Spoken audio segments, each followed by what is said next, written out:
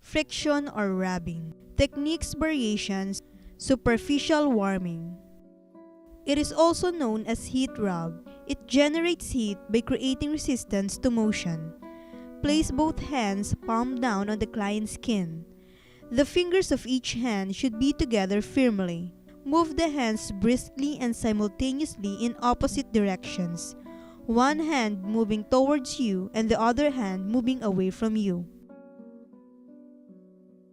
Sub-variations. Sewing. Fingertips, knuckles, or ulnar surface of one or both hands may be used if the surface area treated is small. Compress the tissue firmly with open palms and extended fingers of both hands. It is best suited for the extremities. Rolling. Roll the skin, muscle, and surrounding tissues around the bone, moving both hands in opposite directions. As you roll the tissue around the extremity, use a back and forth movements while you compress the tissue and slide your hands from distal to proximal. Wringing.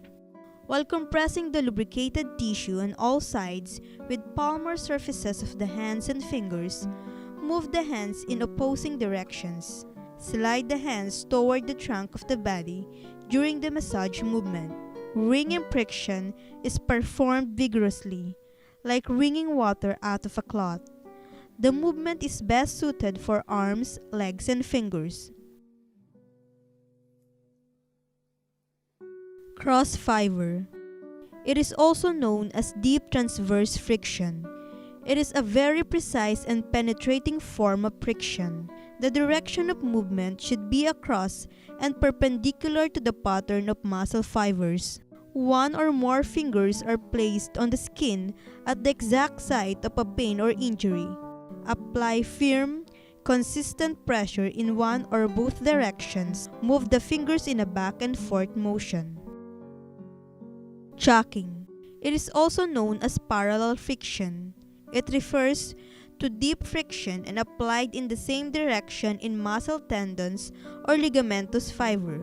It uses the thumbs or fingers to rub back and forth, moving the superficial tissue over the underlying structure. It is usually performed one-handed, while the other hand is supporting the limb that is being massaged.